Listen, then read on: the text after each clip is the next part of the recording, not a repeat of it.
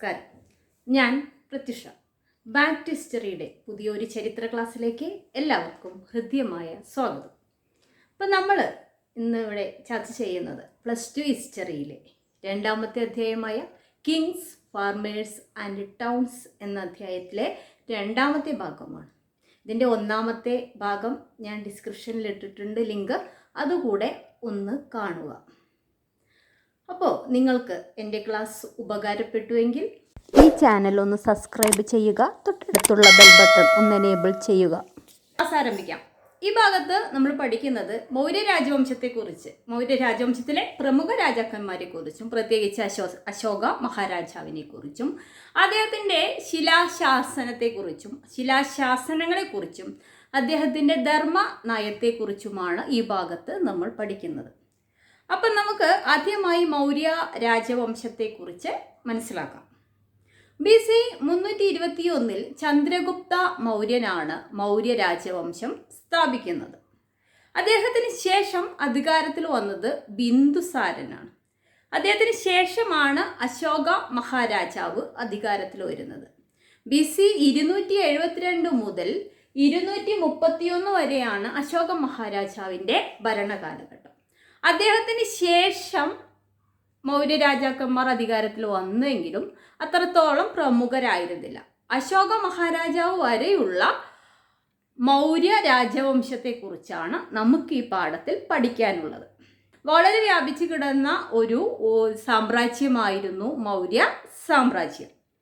അശോക മഹാരാജാവിൻ്റെ കാലഘട്ടത്തിൽ അദ്ദേഹം കുറച്ചുകൂടി സാമ്രാജ്യം വളരെയധികം വിസ്തൃതി പ്രാപിച്ചു. അങ്ങനെ ഒരു വലിയ സാമ്രാജ്യമായി മൗര്യ സാമ്രാജ്യം പ്രാചീന ഇന്ത്യയിലെ ഏറ്റവും പ്രമുഖ രാജവംശങ്ങളിൽ ഒന്നായിട്ട് മൗര്യ രാജവംശം മാറുകയാണ്. അപ്പം ഈ മൗര്യ രാജവംശത്തെക്കുറിച്ച് നമുക്ക് മനസ്സിലാക്കാനുള്ള പ്രധാനപ്പെട്ട ഉറവിടങ്ങൾ ഏതൊക്കെയാണെന്ന് നമുക്ക് നോക്കാം. പ്രധാന സോഴ്സുകൾ ഏതൊക്കെയാണെന്ന് നോക്കാം. അപ്പോൾ നമുക്ക് ആർക്കിയോളജിക്കൽ സോഴ്സുകളെ പോലെ തന്നെ കുറച്ച് ലിറ്റററി സോഴ്സുകളും നമുക്ക് മൗര്യ രാജവംശത്തെക്കുറിച്ച് വെളിച്ചം വീശുന്ന പ്രധാനപ്പെട്ട ഉറവിടങ്ങളാണ്. ഒന്നാമതായിട്ട് നമുക്ക് മെഗസ്തനീസിൻ്റെ ഇൻഡിക എന്ന പുസ്തകം, ഇന്ത്യ സന്ദർശിച്ച ഗ്രീക്ക് അംബാസിഡർ ആയിരുന്ന മെഗസ്തനീസിൻ്റെ ഇൻഡിക എന്ന പുസ്തകം, അതുപോലെ ചന്ദ്രഗുപ്ത മഹാരാജാവിൻ്റെ മന്ത്രിയായിരുന്ന ചാണക്യൻ അല്ലെങ്കിൽ കൗടില്യൻ, അദ്ദേഹത്തിൻ്റെ പുസ്തകമായ അർത്ഥശാസ്ത്രവും നമുക്ക് മൗര്യ രാജവംശത്തെക്കുറിച്ച് വിവരം തരുന്ന പ്രധാനപ്പെട്ട ഉപാധികളിലൊന്നാണ്. മൂന്നാമതായി ബുദ്ധ ജൈന മത സാഹിത്യങ്ങളാണ്. ഈ കാലഘട്ടത്തിൽ 2 പ്രമുഖ മതമായി ബുദ്ധമതവും ജൈനമതവും മാറി. അപ്പോൾ ബുദ്ധ ജൈനമത കൃതികളും ഈ കാലഘട്ടത്തെക്കുറിച്ച് നമുക്ക് വിവരം തരുന്ന പ്രധാനപ്പെട്ട ഉപാധികളാണ്. നാലാമതായിട്ട് നമുക്ക് പറയാനുള്ളത് ശിലാശാസനങ്ങൾ, അതുപോലെ തന്നെ നാണയങ്ങൾ, പിന്നെ അതുപോലെ തന്നെ ഇൻസ്ക്രിപ്ഷൻസ്, ശിലാലിഖിതങ്ങൾ, നാണയങ്ങൾ, ഇതെല്ലാം ഈ ഒരു കാലഘട്ടത്തിലേക്ക് വെളിച്ചം വീശുന്ന പ്രധാനപ്പെട്ട ഉപാധികളാണ്. പ്രത്യേകിച്ച് അശോക മഹാരാജാവിൻ്റെ കാലഘട്ടത്തിൽ അദ്ദേഹം ശിലാശാസനങ്ങളെ, അദ്ദേഹത്തിൻ്റെ കാലഘട്ടത്തിൽ അദ്ദേഹം ഒരുപാട് ശിലാലിഖിതങ്ങൾ എഴുതി വെച്ചിട്ടുണ്ട്. അദ്ദേഹത്തിൻ്റെ ശിലാലിഖിതങ്ങളെ പ്രധാനമായി 3ആയിട്ടാണ് തരംതിരിച്ചിട്ടുള്ളത്. ശിലാശാസനങ്ങളെ, 1 മേജർ ഈഡിക്ട്സ്, 2 മൈനർ ഈഡിക്ട്സ്, 3 പില്ലർ ഇൻസ്ക്രിപ്ഷൻസ്. ഇങ്ങനെ 3ആയിട്ടാണ് തരംതിരിച്ചിട്ടുള്ളത്. അശോകൻ്റെ ശിലാശാസനങ്ങൾ സ്ഥാപിച്ച പ്രദേശങ്ങളാണ് ചിത്രത്തിൽ കാണുന്നത്. ചുവന്ന ത്രികോണത്തിൽ സൈഡിൽ കാണുന്നതാണ് മേജർ റോക്ക് ഈഡിക്ട്സുകൾ. നീല ചതുരത്തിൽ കാണുന്നത് മൈനർ റോക്ക് ഈഡിക്ട്സുകളും നീല വൃത്തത്തിൽ കാണുന്ന ചിഹ്നത്തിന് താഴെ കാണുന്നത് പില്ലർ ഇൻസ്ക്രിപ്ഷനുകളുമാണ്. നമുക്ക് അശോക മഹാരാജാവിനെ കുറിച്ചും അദ്ദേഹത്തിൻ്റെ ധർമ്മനയത്തെക്കുറിച്ചും നമുക്ക് മനസ്സിലാക്കാം. Ashoka, the famous ruler of Mauryan empire. Maurya രാജവംശത്തിലെ വളരെ പ്രമുഖനായ രാജാവായിരുന്നു അശോക മഹാരാജാവ്. ദേവാനാം പ്രിയൻ, പ്രിയദർശി രാജൻ എന്നൊക്കെ പേരുകളിലാണ് അദ്ദേഹം അറിയപ്പെട്ടിരുന്നത്. കേട്ടോ. ദേവന്മാർക്കും പ്രിയപ്പെട്ട മഹാനായ രാജാവായിട്ടാണ് അശോക മഹാരാജാവിനെ ശിലാലിഖിതങ്ങളിലൊക്കെ ആലേഖനം ചെയ്യപ്പെട്ടിട്ടുള്ളത്. നമ്മൾ ജെയിംസ് പ്രിൻസപ്പിൻ്റെ ലിഖിതങ്ങൾ വായിച്ചപ്പോൾ നമ്മൾ കണ്ടു പ്രഷർ ടു ബി ബിഹോൾഡ് എന്നാണ് അദ്ദേഹത്തെക്കുറിച്ച് സൂചിപ്പിച്ചിട്ടുള്ളത് എന്ന് നമ്മൾ കഴിഞ്ഞ ക്ലാസ്സിൽ പരാമർശിക്കുകയുണ്ടായി. അപ്പം അശോക മഹാരാജാവ് അദ്ദേഹത്തിൻ്റെ കാലഘട്ടത്തിൽ ധാരാളം യുദ്ധങ്ങൾ ചെയ്ത് രാജ്യത്തിൻ്റെ അതിർത്തി അദ്ദേഹം വികസിപ്പിച്ചുകൊണ്ടിരുന്നു. അതുപോലെ അദ്ദേഹം BC 261 അദ്ദേഹം കലിംഗം ആക്രമിക്കുകയാണ്. കലിംഗം ഇന്ന് ഒഡീഷയിലാണ് സ്ഥിതി ചെയ്യുന്നത്. ഈ കലിംഗ യുദ്ധത്തോടു കൂടി ഒരുപാട് ആളുകൾ ഈ യുദ്ധത്തിൽ മരിക്കുകയും അങ്ങനെ ഈ ആളുകളുടെ മരണമൊക്കെ കണ്ട് അശോക മഹാരാജാവിന് മാനസാന്തരം ഉണ്ടാവുകയും ചെയ്തു. അങ്ങനെ അദ്ദേഹം യുദ്ധമൊക്കെ ഉപേക്ഷിച്ചുകൊണ്ട് ധർമ്മനയം സ്വീകരിച്ചു. അങ്ങനെ കലിംഗ യുദ്ധം അശോക മഹാരാജാവിന് വളരെയധികം മാനസിക പരിവർത്തനം ഉണ്ടാക്കിയ യുദ്ധമാണ് battle of Kalinga. BC 261 Kalinga യുദ്ധം നടന്നത്. ഇനി എന്താണ് അശോകന്റെ ധർമ്മനയം എന്ന് നമുക്ക് നോക്കാം. Dhamma is a Prakrit word of dharma. Dharma എന്നതിൻ്റെ പ്രാകൃത വാക്കാണ് ധമ്മ എന്ന്. അശോകാസ് പോളിസി ഓഫ് ധമ്മ പരീക്ഷയ്ക്ക് എപ്പോഴും ചോദിക്കുന്ന ഒരു ചോദ്യമാണ്. എന്താണ് ഈ ധർമ്മനയത്തിൽ പറയുന്നത്? ഒന്ന്, to be obedient to parents, teachers and elders. മുതിർന്നവരെയും അധ്യാപകരെയും ഒക്കെ ബഹുമാനിക്കുക എന്നാണ് ആദ്യമായി ധർമ്മനയത്തിൽ പറയുന്നത്. To be obedient father, mother, teachers and elders. 2, generous to Brahmanas, ascetics and poor. ബ്രാഹ്മണന്മാരോടും സന്യാസിമാരോടും പാവങ്ങളോടും വളരെയധികം ഉദാരമായിട്ട് പെരുമാറുക. 3, to treat kindly to poor and slaves. പാവങ്ങളോടും അതുപോലെ അടിമകളോടും വളരെ ദയോടെ പെരുമാറുക. Number 4, to be tolerance to other religions and tradition. മറ്റു മതങ്ങളെയും മറ്റ് പാരമ്പര്യങ്ങളെയും ബഹുമാനിക്കുക. Don't injure and do not kill the living ones. ജീവനുള്ള ഒന്നിനെയും നമ്മൾ ഉപദ്രവിക്കാനോ വേദനിപ്പിക്കാനോ അതുപോലെ നമ്മളതിനെ കൊല്ലാനോ പാടില്ല. That is the policy of dhamma. 6th one, ആറാമത്തെ പോയിന്റ് എന്ന് പറയുന്നത് to be truthfulness and purity in our life. നമ്മൾ ജീവിതത്തിൽ സത്യസന്ധതയും നിർമ്മലതയും പാലിക്കുക എന്നുള്ള ഈ 6 പോയിന്റാണ് അശോകന്റെ ധർമ്മനയത്തിൽ ഉൾപ്പെട്ടിരുന്നത്. What is the policy of Ashoka? അശോകന്റെ ധർമ്മനയം പറയുന്ന കാര്യങ്ങൾ എന്തൊക്കെയാണെന്ന് നമുക്ക് നോക്കാം. 1, to be obedient to parents and teachers, elders. മുതിർന്നവരോടും മാതാപിതാക്കളോടും ഒക്കെ അനുസരണ കാണിക്കുക എന്നതാണ്. 2, to generous to Brahmins, ascetics and poor. ബ്രാഹ്മണരോടും സന്യാസിമാരോടും പാവപ്പെട്ടവരോടും വളരെ ഉദാരമായി പെരുമാറുക. Number 3, to be kindly towards the poor and slaves. പാവങ്ങളോടും അതുപോലെ തന്നെ അടിമകളോടും വളരെ ദയോടുകൂടി പെരുമാറുക. 4, to be don't killing and do not injured any living ones. ജീവനുള്ള ഒന്നിനെയും വേദനിപ്പിക്കാനോ കൊല്ലാനോ പാടില്ല. That is the policy of dharma. 5th one, to be to tolerance to other religion and tradition. മറ്റു മതങ്ങളെയും അതുപോലെ പാരമ്പര്യങ്ങളെയും ബഹുമാനിക്കുക എന്നുള്ളതാണ്. 5, to be truthfulness and purity in our life.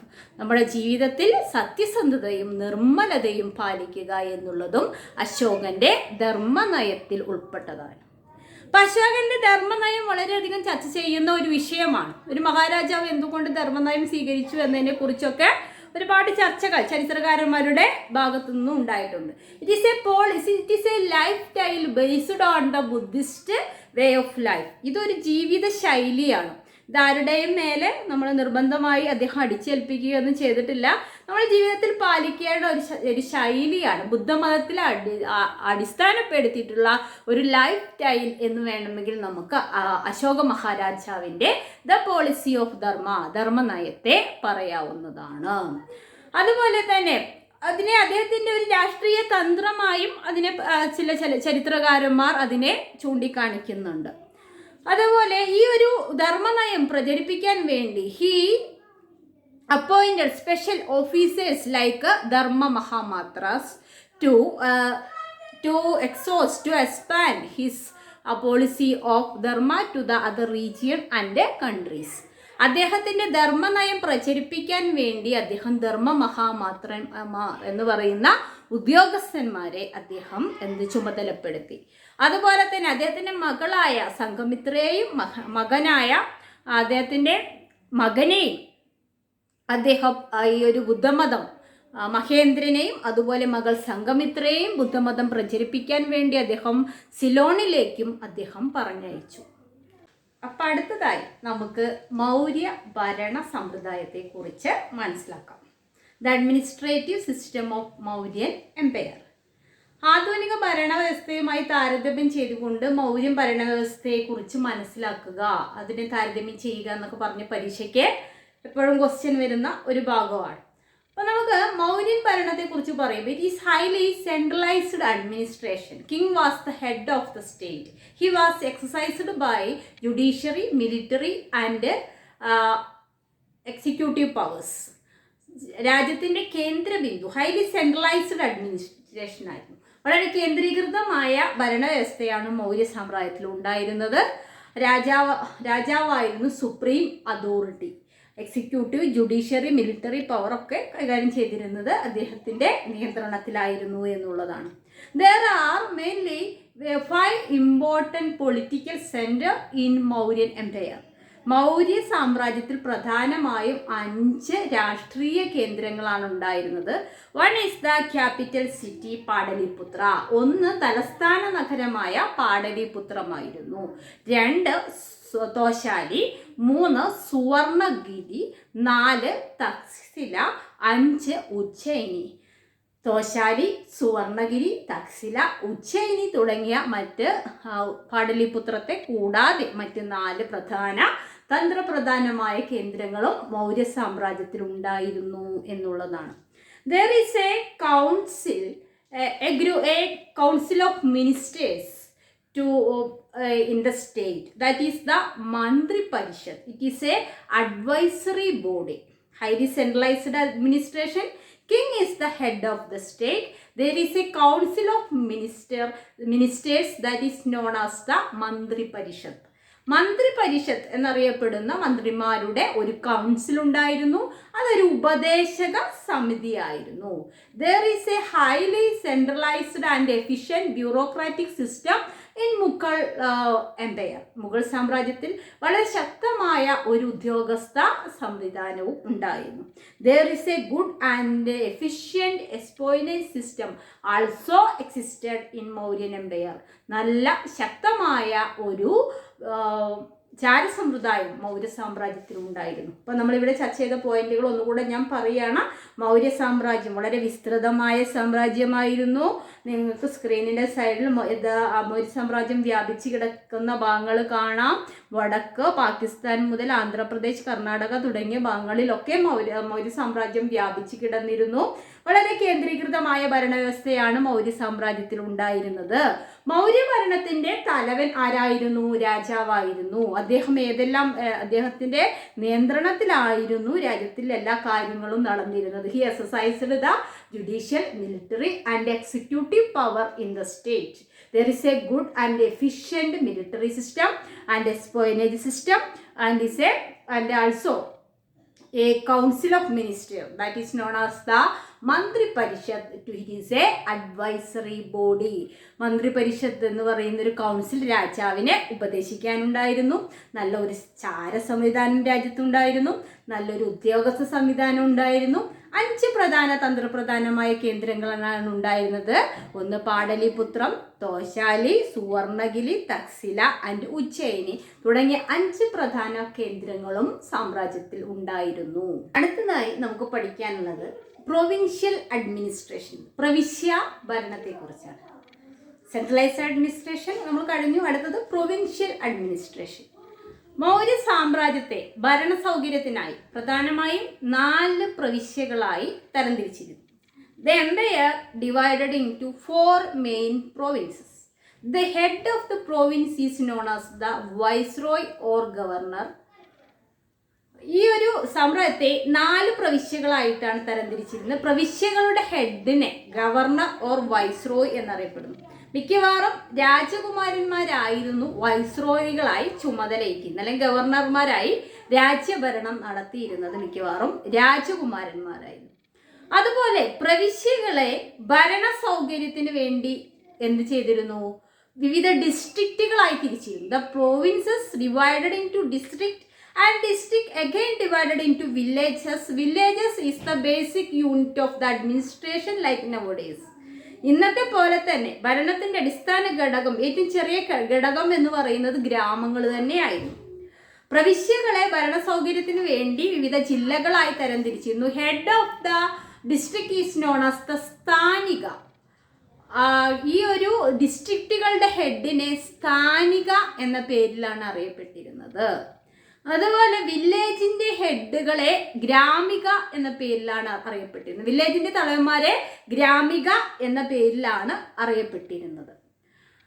ഈ ഒരു പ്രോവിൻസുകളിലെ ഭരണം നടത്തിയിരുന്നത് there is a six committee look after the administration of the provinces. Each committee have 30 members. ഓരോ കമ്മിറ്റിയിലും 30 അംഗങ്ങളുണ്ട്. 30 അംഗങ്ങൾ വീതമുള്ള 6 കമ്മിറ്റികളാണ് പ്രവിശ്യകളിലെ ഭരണം നടത്തിയിരുന്നത്.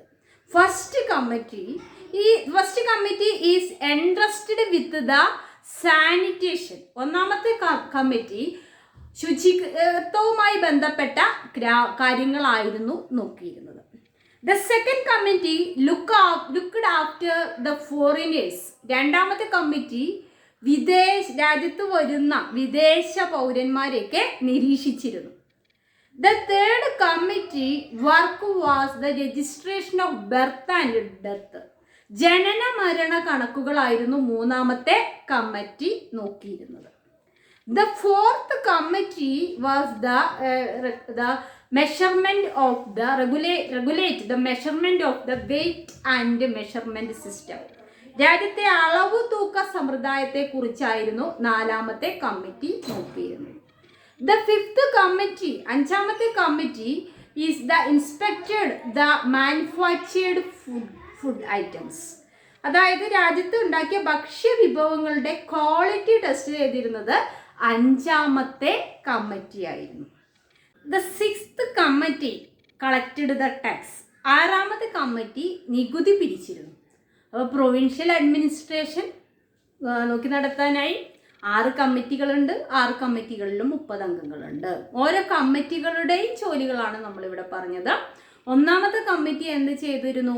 ഒന്നാമത്തെ കമ്മിറ്റി ശുചിത്വവുമായി ബന്ധപ്പെട്ട കാര്യങ്ങളാണ് നോക്കി നടത്തിയിരുന്നത്. രണ്ടാമത്തെ കമ്മിറ്റി രാജ്യത്തിൽ വരുന്ന അപരിചിതരെ അല്ലെങ്കിൽ ഫോറിനേഴ്സിന്റെ കാര്യങ്ങളൊക്കെ നോക്കി നടത്തിയിരുന്നു. മൂന്നാമത്തെ committee weight and measurement system വളരെ കൃത്യമായി നോക്കി നടത്തിയിരുന്നു. നാലാമത്തെ കമ്മിറ്റി ജനന മരണ കണക്കുകൾ വളരെ കൃത്യമായി രേഖപ്പെടുത്തിയിരുന്നു.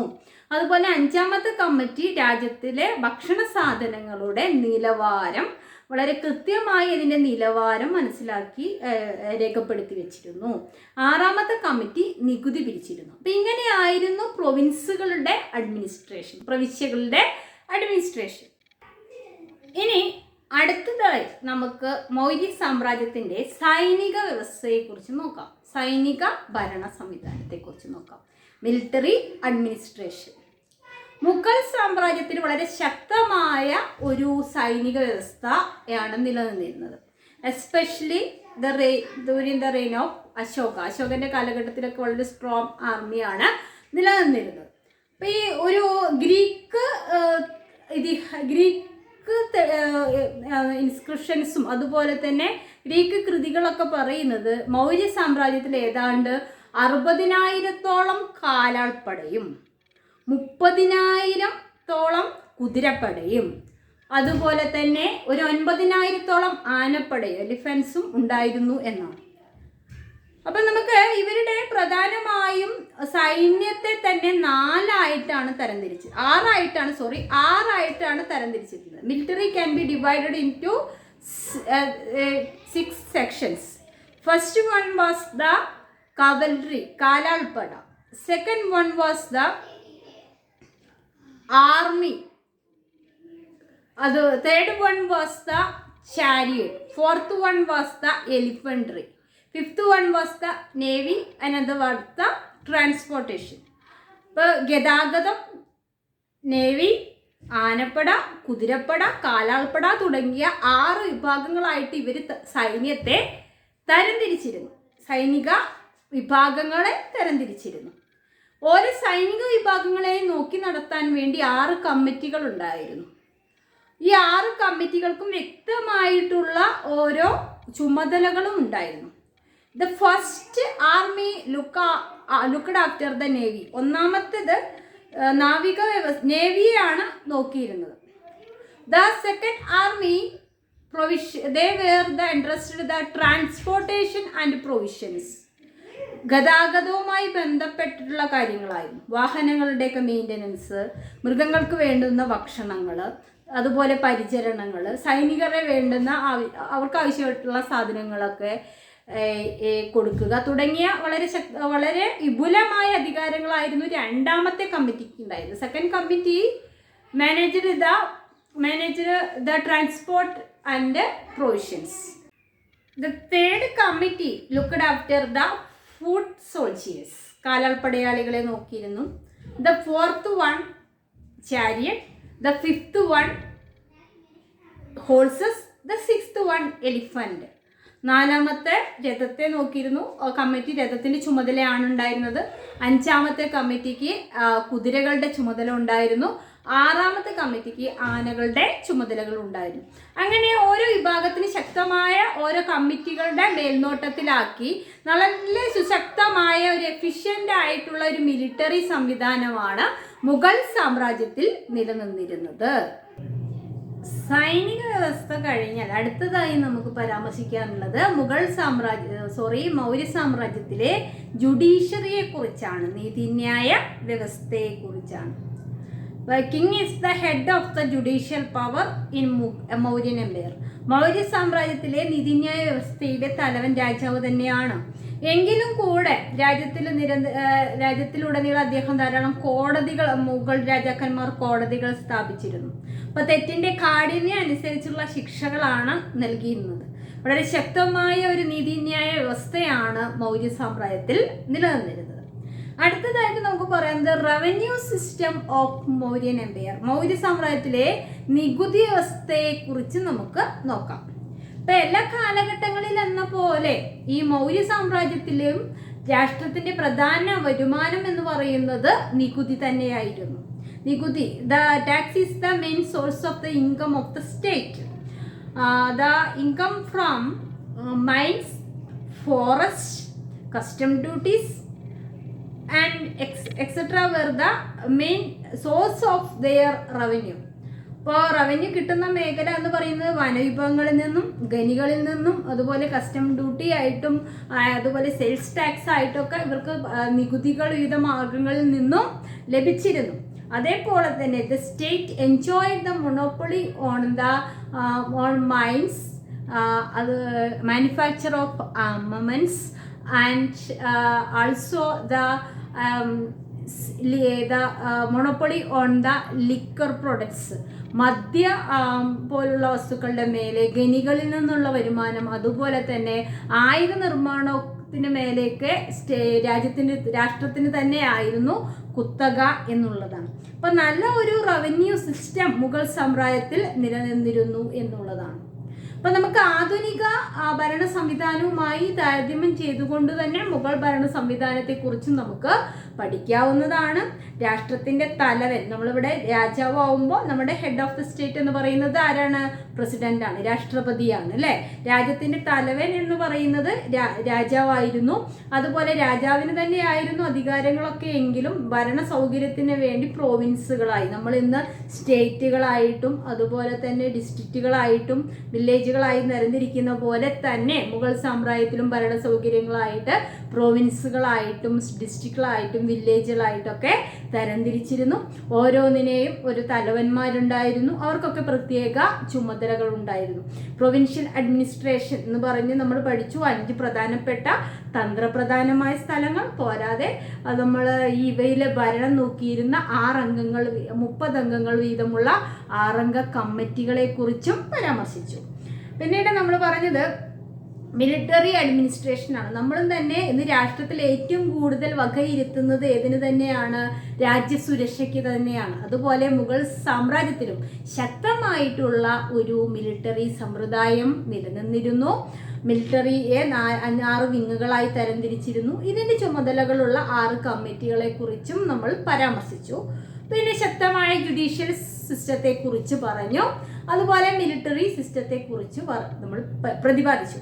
അപ്പം നമ്മൾ ഇന്ന് ക്ലാസ് തുടങ്ങിയത് മുഗൾ സാമ്രാജ്യത്തിൽ നിന്നും തുടങ്ങി. നമ്മൾ രാജാക്കന്മാരെ കുറിച്ച് പ്രതിപാദിച്ചു, അശോക മഹാരാജാവിനെ കുറിച്ചും അദ്ദേഹത്തിൻ്റെ ശിലാശാസനങ്ങളെ കുറിച്ചും നമ്മൾ പ്രതിപാദിച്ചു.